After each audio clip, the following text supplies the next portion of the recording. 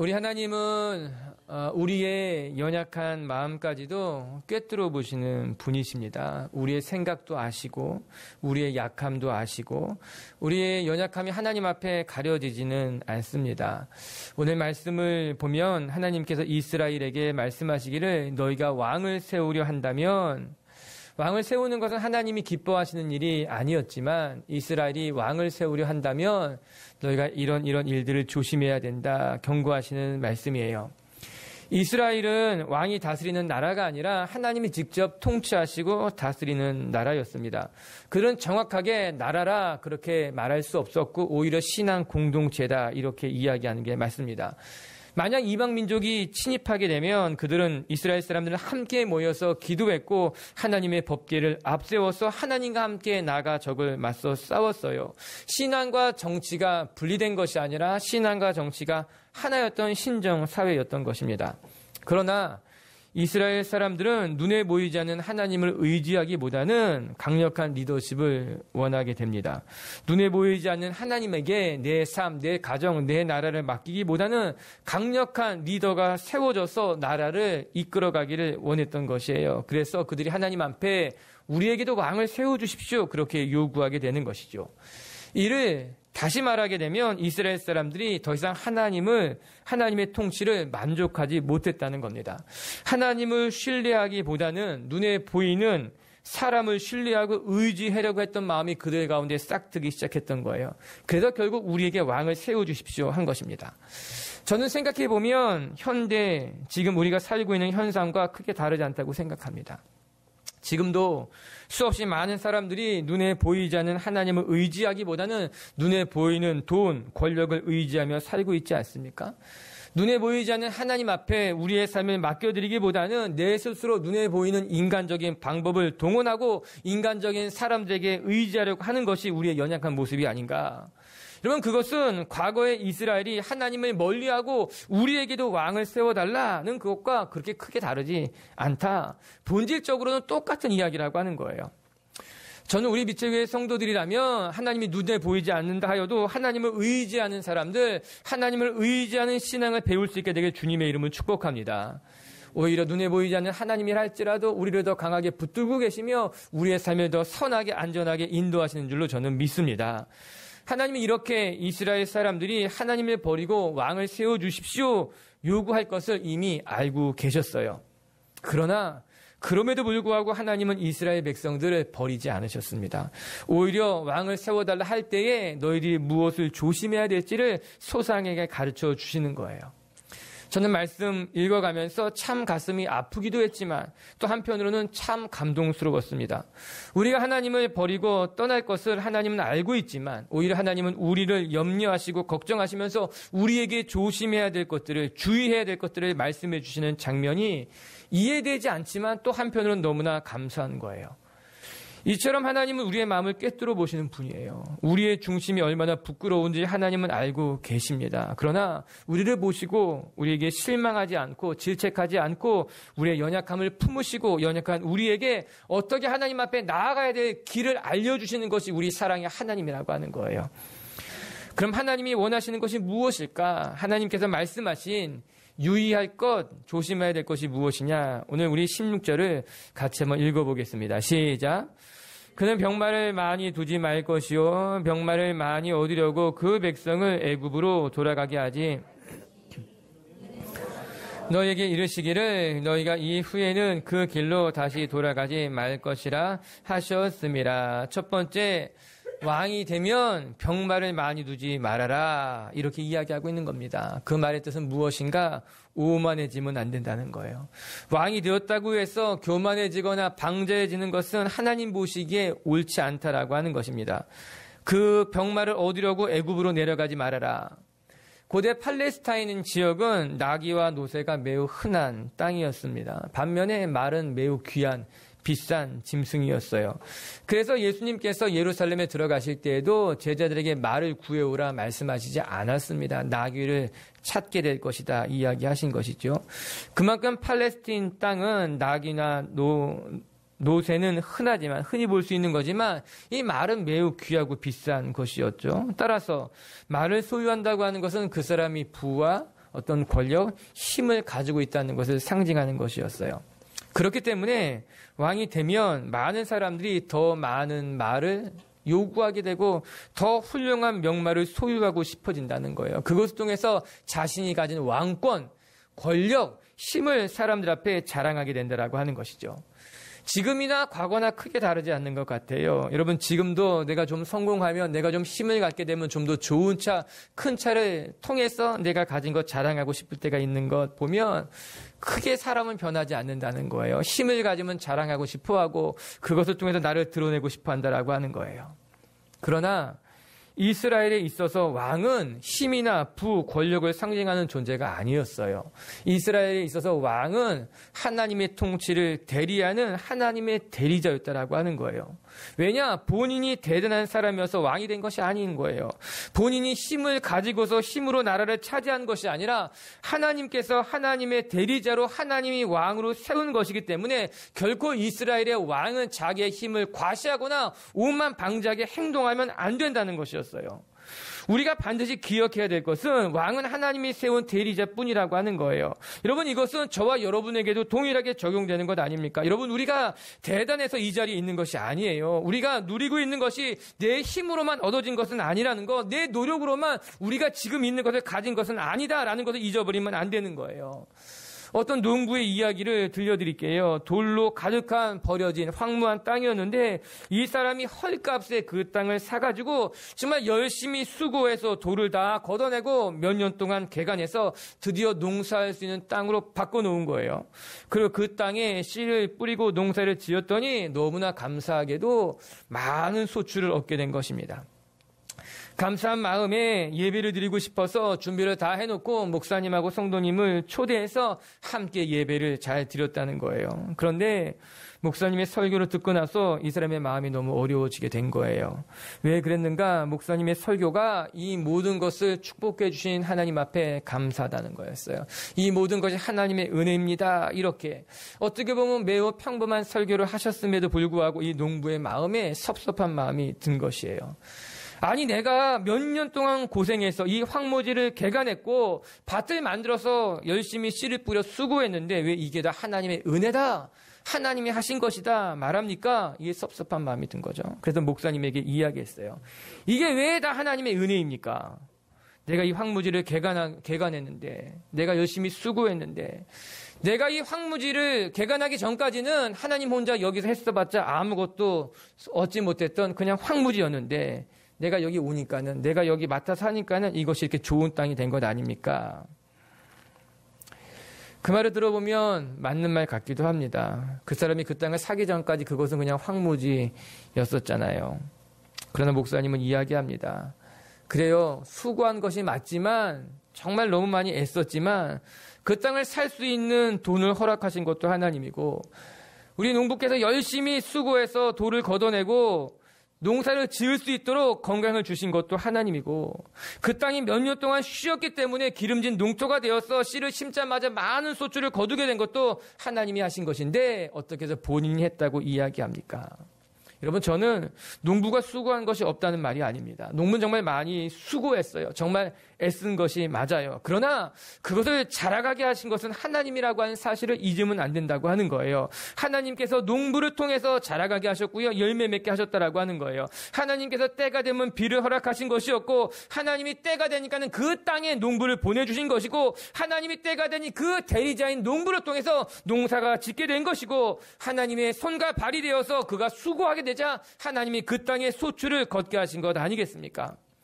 다시 오늘 본문으로 되돌아가면 왕은 대리자라고 하는 거예요. 하나님께서 이스라엘을 대신 맡겨서 섬기게 하는 사람이 왕이었지, 결코 자기의 가진 왕권을, 자기가 가진 권력을, 힘을 자랑하는 사람이 되면 안 된다라고 하는 겁니다. 이에 하나님이 분명하게 말씀하고 계신 거예요. 내가 왕이 됐다고 해서 내가 가진 힘, 내가 가진 권력이 너에게서부터 나왔다고 착각하면 안 돼. 내가 그래서 오만해지면, 방자해지면 안 되는 것이야. 사람들을 무시해서도 안 되고, 내가 가진 것을 자랑해도 안 되고, 그 모든 것이 내 힘으로 말미암았다고 착각해도 안 돼. 하나님이 분명히 그렇게 말씀하고 있는 건 아니겠습니까? 사랑하는 성도 여러분, 그 말이 맞는 거예요. 우리가 자랑할 수 있는 것은 아무것도 아니에요. 내가 지금 많은 것을 가지고 누리고 있다 할지라도 그것은 내가 노력했지만 내 힘으로 얻어진 것만은 아니라고 하는 거예요. 성경에는 이야기하고 있어요. 예레미야 9장 23절을 읽어보게 되면 여호와께서 이와 같이 말씀하시되 지혜로운 자는 그의 지혜를 자랑하지 말며 용사는 용맹을 자랑하지 말며 부자는 그의 부함을 자랑하지 말라. 여러분, 지혜가 있어요. 그러나 그 지혜를 자랑할 필요는 없다라고 하는 거예요. 용맹이 있어요. 용감한 사람이에요. 그러나 용맹을 자랑하지 않아야 된다는 거예요. 부가 없는 게 아니에요. 부가 많이 가졌어요. 그렇다고 해도 부를 자랑할 필요는 없다라고 하는 거예요. 여러분, 우리의 삶에 대한 이야기라고 하는 거예요. 24절은 계속해서 이렇게 말해요. 자랑하는 자는 이것으로 자랑할 것이니 곧 명철하여 나를 아는 것과 여호와는 사랑과 정의와 공의를 땅에 행하는 자인 줄을 깨닫는 것이라. 나는 이 일을 기뻐하노라. 여호와의 말씀이니라. 지혜로운 자는 자기의 지혜를 자랑하는 것이 아니라 하나님을 자랑할 것이며 하나님을 기뻐하는 것, 그것이 우리가 자랑해야 될 하나님의 이야기, 하나님의 말씀이라고 하는 거예요. 사랑하는 성도 여러분, 우리가 내가 누리는 것, 나에게 허락된 것을 자랑하는 것이 아니라 겸손하게 하나님께서 허락하신 것을 자랑하는 분들이 되길 주님의 이름으로 축복합니다. 두 번째, 하나님께서 이스라엘 사람들에게 주시는 경고는 아내를 많이 두지 말라는 거예요. 지금 시대에 아내를 많이 둔 사람들은 없습니다. 큰일 나죠. 하지만 이 말씀을 유심히 들여다볼 필요가 있어요. 이 말씀이 주는 참된 의미가 있어요. 그것은 사람을 의지하면 안 된다는 거예요. 사람에게 미혹될 것을 조심하라. 우리 17절을 같이 한번 읽어볼까요? 시작. 그에게 아내를 많이 두어 그의 마음이 미혹되게 하지 말 것이며 자기를 위하서 은금을 많이 쌓지 말 것이라. 아내를 많이 두어서 마음이 미혹되게 하지 말아라. 이 말은 1차적으로는 왕이 향락에 빠지지 않도록 주의해라, 이 말씀일 것입니다. 하나님은 이스라엘의 왕이 하나님의 대리자로서 이스라엘 백성들을 잘 돌보고 보살피는 것, 그것을 원하셨던 거예요. 그러나 왕이 권력을 갖게 되면, 자칫 잘못하게 되면은 하나님의 백성을 돌보기보다는 하나님의 나라를 섬기기보다는 자기 자신의 유익을 위해서 자기 향락에 빠질 수 있음을 유의 경고하고 계신 것 아니겠습니까? 우리에게 힘이 주어지면 우리는 그 힘으로 하나님의 뜻을 이루어가는 것이 마땅하지만 오히려 그 힘에 빠져서 그 힘으로 말미암아 우리의 삶이 망가질 때가 있는 거예요. 여러분, 이는 역사를 통해서 어김없이 드러나는 현상이었어요. 여러분, 세상을 정복했던 모든 제국들은요, 그 제국을 이루기까지는요, 놀랍도록 하나가 됐어요. 힘을 모아서 각 나라들을 정복해 갔지만 정작 대제국을 완성한 이후에는 대부분 다 타락해서 그 강력한 나라를 이어가지 못했다는 거예요. 예수님의 시대에 로마 역시도 온 세상을 다 정복한 대제국으로 자리 잡았지만 결국 지도층의 몰락으로 말미암아, 향락으로 말미암아 이 로마가 무너지는 결정적인 계기가, 요소가 된 것 아니었겠습니까? 하나님은 인간의 연약함을 누구보다 더 잘 알고 계셨기 때문에 이스라엘 백성들이 경고하고 계신 거예요. 너희가 만약에 왕을 세우게 된다면, 그 왕의 권력과 힘을 가지게 된다면 백성들을 돌보지 않고 자기 향락에 자기 자신을 위해서 살아갈 수 있게 되는 것 유의해야 된다. 여러분, 향락이라고 하는 것은요, 이기주의라고 하는 것, 나만이 생각하는 것은요, 사단이 우리를 걸려 넘어뜨리게 되는 가장 강력한 올무가 될 수 있다라고 하는 거예요. 나만을 아는 것, 나의 기쁨만을 위해 살아가는 것, 향락, 쾌락. 우리가 깨어있지 못하면 우리도 이런 것들에 넘어질 수 있는 거예요. 하나님은 분명히 경고하고 계신 거예요. 그런데 이 말씀에 또 하나의 의미가 있다는 거죠. 곧 아내를 많이 두지 말라고 하는 것은 중요한 의미가 한 가지가 있어요. 그것은 그 뒤의 말씀, 미혹되지 않도록 이런 말씀을 통해서 알 수 있습니다. 당시 나라들은 주변국과 정략 결혼을 통해서 정치적인 입지를 견고하게 하는 일이 다반사였다고 합니다. 즉, 옆 나라의 왕녀, 이제 왕의 딸들을 아내로 맞아들이고 그것을 통해서 서로를 견제하고 자기의 나라를 지키는 수단으로 이 결혼을 이용하게 되는 거예요. 대표적인 사례가 이스라엘의 솔로몬 왕을 이야기할 수 있을 것입니다. 솔로몬은 처음에는 하나님만을 온전히 섬겼던 정말 귀한 사람이었지만 점점 변질되어져 갔습니다. 결국 주변국들과 정략 결혼을 통해서 자기의 나라를 견고하게 만들어 가려고 했다는 거예요. 하나님을 의지해서 하나님을 붙들고 자기의 나라를 지키려고 했던 것이 아니라 이 정략 결혼이라고 하는 인간적인 방법을 통해서 자기의 자리를 지키고 나라를 지키려고 했다라고 하는 거예요. 그래서 애굽 바로의 딸을 위해서 밀로궁을 건축하게 됩니다. 그 외에도 솔로몬은 이방의 여인들을 사랑해서 수없이 많은 후궁들을 거느렸으며 결국 그것이 솔로몬이 이스라엘이 멸망하게 되는 결정적인 계기가 되었다고 성경이 말해주고 있는 거예요. 여러분, 이런 정략 결혼들은요, 다 한결같이 하나님을 의지하는 것이 아니라 사람을 의지하는 것이에요. 사람의 방법을 통해서 나라를 다스리려고 하는 매우 인간적인 통치 수단일 수밖에 없다는 겁니다. 여러분, 하나님의 나라라면, 하나님이 세운 왕이라면 마땅히 하나님의 뜻대로 하나님의 나라를 다스리는 것이 맞아요. 하나님이 세운 왕이라면 하나님 앞에 여쭙고 기도하는 것을 통해서 하나님의 뜻대로 백성들을 돌보는 것이 맞다, 옳다라고 하는 거예요. 그러나 시간이 지날수록 사람들은 하나님을 잃어버린 거예요. 믿음을 놓쳐버린 거예요. 자기의 왕의 자리를 굳건하게 하기 위해서 하나님을 의지하기보다는 사람을 의지하고 사람을 의지하는 인간적인 방법을 통해서 자기 자신을 견고하게 만들어가려고 했던 거죠. 성경을 한번 같이 읽어봐요. 열왕기상 11장 1절이에요. 시작. 솔로몬 왕이 바로의 딸 외에 이방의 많은 여인을 사랑하였으니 곧 모압과 암몬과 에돔과 시돈과 헨 여인이라. 솔로몬이 바로의 딸만 사랑한 것이 아니라 그것도 잘못된 건데 그거 외에도 모압, 암몬, 에돔, 시돈, 헨 여인 주변의 여러 나라들과 이 정략결혼을 맺어갔다는 거예요. 계속해서 말씀을 읽어볼게요. 3절 4절입니다. 시작. 후궁이 700명이요 첩이 300명이라. 그의 여인들이 왕의 마음을 돌아서게 하였더라. 솔로몬의 나이가 많을 때에 그의 여인들이 그의 마음을 돌려 다른 신들을 따르게 하였으므로 왕의 마음이 그의 아버지 다윗의 마음과 같지 아니하여 그의 하나님 여호와 앞에서 온전하지 못하였으니 결국 이방 여인들이 솔로몬의 마음을 다른 신들에게 돌아서게 했다는 거예요. 하나님을 따르지 못하게 그 이방의 여인들이 솔로몬이 사랑했던 사람들이 솔로몬을 넘어뜨리겠다라고 하는 겁니다. 이것이 솔로몬이 이스라엘이 무너진 결정적인 계기가 된 것 아니겠습니까? 오늘 말씀을 생각해 보시기 바랍니다. 하나님의 경고가 정확했다라고 하는 거예요. 내가 아내를 많이 두게 되면 그들이 너를 미혹하게 할 거야. 너를 속일 거야. 너를 하나님에게서부터 떠나가게 할 것이야. 이야기하고 있는 것 아니겠습니까? 여러분, 우리가 우리 주변에 어떤 사람들을 두어야 되는지, 우리가 어떤 사람들과 어울려야 되는지는 매우 중요한 일일지 모릅니다. 우리가 어떤 사람들과 어울리는가, 우리가 어떤 사람들과 우리에게 모이는 시간들을 함께 보내는가, 여러분, 하나님의 사람들과 함께 해야 되는 거예요. 하나님의 사람들과 함께 할 때 우리는 하나님의 말씀을 묵상하게 되고요, 함께 기도하게 되고요, 함께 하나님의 꿈을 꾸게 되고요, 함께 하나님의 나라를 향해 달려가게 되는 거예요. 미혹되는 일들을 만나도 그 미혹되는 일들을 이겨나갈 수 있게 되는 것 아니겠습니까? 그래서 성경이 이야기하고 있는 거예요. 악인들과 함께 하지 말라는 거예요. 악인의 자리에 가지도 말라라고 하는 거예요. 악인의 길에 서지도 말라고 하는 거예요. 시편 1편 1절을 읽어봐요. 시작. 복이 있는 사람은 악인들의 꾀를 따르지 아니하며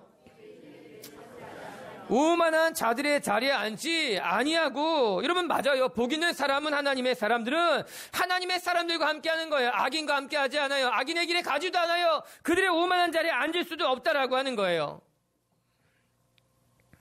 우리는 사람을 의지하는 사람들이 아니라, 사람들을 바라보고 사는 사람들이 아니라, 주변에 보면요, 지나치게 사람을 좋아하는 사람들이 있어요. 사람을 좋아하는 것은 나쁜 일이 아닙니다. 여러분, 우리는 사람을 좋아해야 돼요.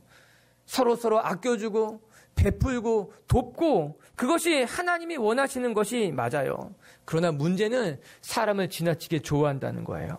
여러분, 사람을 지나치게 좋아하게 되면요, 하나님이 보이지 않습니다. 사람을 지나치게 의지하게 되면은 하나님이 보이지 않고 하나님을 의지하려고 하지 않게 된다는 거예요. 그래서 사람을 의지하는 것이, 사람을 지나치게 좋아하는 것이 우리를 넘어뜨리게 할 수 있는, 여러분, 결국 사람을 의지하면 사람 때문에 망하는 겁니다. 사람을 지나치게 좋아하면 사람 때문에 상처받게 된다라고 하는 거예요. 솔로몬의 문제가 무엇이었는가? 그는 사람을 지나치게 좋아했어요. 사람을 지나치게 의지했어요. 사람을 통해서 자기의 자리를 지키려고 했다고 하는 것, 하나님은 그것을 경고하고 계신 거예요. 사랑하는 미체교회 성도 여러분, 우리 주변에 좋은 사람들이 많이 있습니다. 그렇다고 해서 우리가 사람을 의지해서는 안 될 것입니다. 우리가 하나님만 바라보고 하나님만 의지하여서 우리의 신앙이 하나님 안에 굳건히 세워져 갈 수 있는 하나님의 사람들이 될 수 있게 되길 주님의 이름으로 축복합니다. 세 번째는, 왕이 될 사람은 하나님의 율법책을 가까이 해야 되며 하나님의 율법책, 하나님의 율법에 따라 지키며 살아가야 된다, 이 이야기 하십니다. 18절과 19절을 같이 한번 읽어볼게요. 시작. 그가 왕위에 오르거든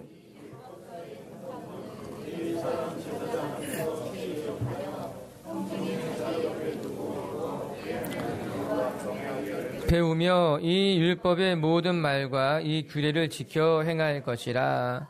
왕이 되면 하나님의 율법서를 옆에 두고 그것을 준수하여 살아가십시오. 그렇게 말씀하고 있습니다. 여기 굉장히 중요한 동사가 3개가 등장합니다. 첫 번째는 율법칙을 옆에 두고, 두 번째는 하나님 경외하기를 배우며, 세 번째는 규례를 지켜 행하라입니다. 옆에 두고 그것을 배우며 그 말씀대로 살아가라. 이 3개의 동사는 서로 밀접하게 연결되어 있고 서로에게 영향을 주고 있는 단어들입니다. 먼저 하나님께서는 왕이 되는 자에게 하나님의 율법책을 옆에 두라고 말씀하십니다. 18절에 보면은 율법서의 등사본을, 그러니까 율법, 그 당시에는 책이 흔하지 않았으니까 귀한 것이니까 내가 왕이 되면 너는 율법책을 잘 기록하여서 등사해서 내 가까운 곳에 항상 두십시오 이야기하는 거예요. 그래서 하나님의 말씀을 늘 가까이 하라고 하는 것 아니겠습니까? 여러분, 우리가 무엇을 가까이 하는가에 따라서 우리의 생각이 변하고요, 삶의 방향이 바뀌게 되어 있어요. 앞에서 이야기한 것 같이 좋은 사람과 함께하면, 좋은 사람을 가까이 두면 우리의 삶에 변화가 일어나는 거예요. 그리고 근본적으로는 하나님의 말씀을 가까이 둘 때에, 하나님의 말씀을 붙들고 내 옆에 둘 때에 우리의 삶에 거룩한 변화가 일어나야 된다는 거죠. 우리는 말씀으로 위로받는 사람들이에요. 말씀을 통해서 힘을 내고 말씀으로 길을 발견하는 사람들이 우리예요. 여러분, 축복해요. 말씀으로 위로받게 되기를 바랍니다. 말씀으로 힘을 얻게 되기를 바랍니다. 우리는 이 말씀 없이는 살아갈 수 없는 사람들이 저와 여러분이라고 하는 거예요. 두 번째는 배워야 된다는 거예요. 오늘 두 번째 동사는 배우다는 거예요. 하나님을 경외하는 법을 배우시라. 하나님의 말씀에 순종하는 법을 배우시라. 하나님의 역사를 경험하는 것도 중요하지만요, 하나님의 역사를 배우는 것도 필요하다라고 하는 거예요. 많은 신앙인들이, 성도들이 신앙생활을 감으로 해요. 신앙생활을 그냥 대충 한다는 거예요. 섬기는 것도 감으로 섬기고 신앙생활도 감으로 하는 거예요. 대충 이렇게 하면 되겠지. 대충 이렇게 예배드리면 되겠지. 대충 이렇게 기도하면 되겠지. 다 그냥 자기 느낌대로, 자기의 감대로 신앙생활 한다라고 하는 거예요. 근데 여러분, 신앙생활은 감으로 하는 게 아닙니다. 신앙생활을 감으로 하게 되면요, 처음은 모르지만 나중에는 엉뚱한 길로 갈 수 있게 되는 거예요. 하나님이 원하시는 신앙생활이 아니라 사람들이 하는 대로 사람을 쫓아가는 신앙생활이 되게 되는 거예요. 내 감정에 의지한, 내가 따라가는 신앙생활이 된다라고 하는 거예요. 오늘 말씀은 의미가 있어요. 하나님 경외하는 법을 배우라라고 하는 거예요. 여러분, 하나님 경외하는 것은요, 배워야 알 수 있는 거예요. 하나님을 사랑하는 법도 배워야 할 수 있다라고 하는 거예요. 신앙생활도 우리가 배워야지만, 어떻게 신앙생활 하는 것이 정말 잘하는 것인지 배워야지만 그 신앙이 성장하고 자라갈 수 있는 거예요. 운동하는 사람들은요, 잘 배워야 되는 거예요. 제대로 배우지 않으면요, 열매를 맺을 수 없어요. 제대로 배우지 않으면 운동이 이렇게 늘지 않는다라고 하는 거죠. 신앙도 크게 다르지 않다는 거예요. 여러분, 섬기는 것을 배우세요. 신앙생활을 배우십시오. 하나님을 경외하는 법도 왕은 배워야 된다고 이야기한 것 같이 저와 여러분이 그렇게 주님의 말씀에 따라서 잘 배워갈 수 있는 신앙이 되기를 바라요. 세 번째는요, 지켜 행하라라고 하는 거예요. 19절에 나온 말씀과 같이 하나님 경외하를 배우며, 그리고 이 율법제의 모든 말과 규례를 지켜 행하라. 그건 우리가 실천해야 된다라고 하는 거예요. 여러분, 이 세 개의 동사가 연결되어 있어요. 하나님의 말씀에 가까이 할 것, 그래서 그 말씀에 따라서 어떻게 신앙생활을 해야 될지를 배울 것, 만약에 내가 신앙생활을 배웠다면 그 배운 대로 실천해야 된다라고 하는 거예요. 여러분, 우리가 열심히 공부하면 여러분 복습해야 되는 거예요. 복습해야지 그것이 내게 되는 거예요. 배운 것을 익힌다고 말하는 거 아니겠습니까? 여러분, 그 복습 중에 최고가 무엇인지 아십니까? 시험 보는 거예요. 내가 공부한 것이 시험에 나오면 여러분, 그것은 잊지 않는 거예요.